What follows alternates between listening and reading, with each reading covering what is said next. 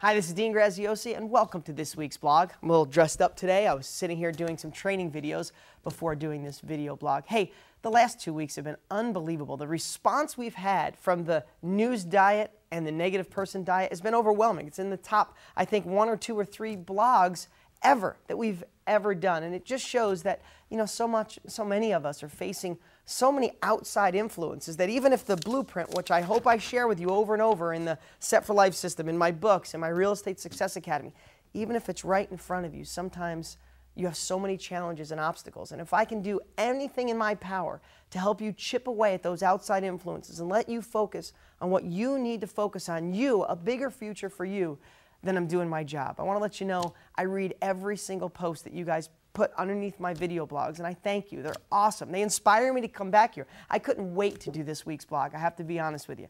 So the last couple weeks, if you haven't seen the videos, if you're new to this site, welcome. Click over here, one of these options over here or below.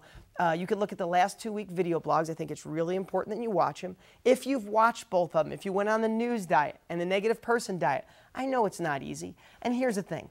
I'm not trying to get you to never watch the news again for the rest of your life or never be involved in a negative conversation in the rest of your life. What I hope you saw over the last couple of weeks, though, is it can dramatically change your life. When you focus on a bigger future for you, when you focus on gratitude, when you focus on looking ahead, not the horrible past you've had or the current situations you're in, when you look ahead, life starts to change. And even if you saw a tiny fraction, if it was just even one day you went with no negativity in your life and you had a sense of being, a sense of peace, if that's what you got out of what I shared with you, then it worked. Remember, it's only one tiny step at a time that changes your life.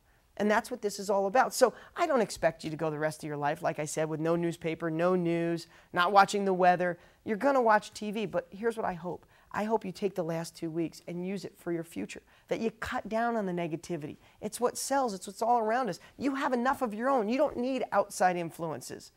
If there's negative people in your life, try to reduce the amount of time you spend with them or try to pick them up. If you can't pick them up, then reduce it.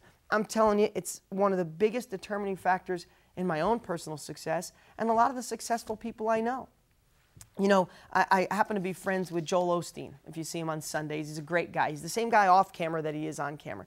And him and I had a similar conversation. And, when he first started, there was the naysayers that just trashed him and treated him horrible and said he'd never be anything. He'd never be the man his father was. All these outside influences. But you know what he did? He focused on a bigger future and his bigger purpose.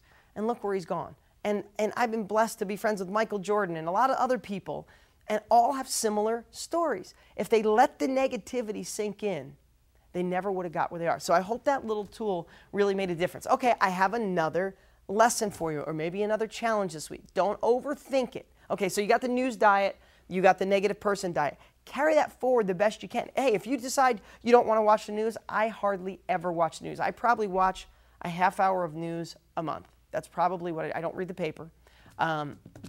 And negative conversations, very minimal in my life. So if you can carry the last 2 weeks and make it part of your life, awesome. And if you got to go on a news diet again in a couple of weeks because you fell right back in, then do it. But here's another challenge that I want to give you, back-to-back challenges. This one's really simple. Don't overthink it. I would love for you to take the next week of your life and document what you do each day. Now, I know it's kind of tough, but it's only a week of your life, and I have a reason for it. I have a purpose for it. I'll share it with you next week. What I'd like you to do is just write down what time you get up, what you do in the morning before work, kids, getting breakfast ready, get them out to school, whatever it is. Stop for coffee, go to Starbucks, go to work, go to lunch. How long do you take for lunch? This is for you. This isn't for me, but I want you to document over the next week and just see where you're spending your time. I'll have a really good reason for you next week. But it's a little test, a little challenge. We got this great momentum going right now. Like I said, last week's blog was one of the biggest we've ever had. So let's keep on this path. Let's keep taking action and realize that, no, we're not talking about real estate today. I didn't talk about real estate last week. But I know I have the blueprint to get you successful in real estate. But if your outside influences deter you or distract you or make it not happen, then the best real estate wisdom in the world doesn't work. Take the challenges. Thank you so much for being you. Leave me some posts below. I love reading them. I'll talk to you next week.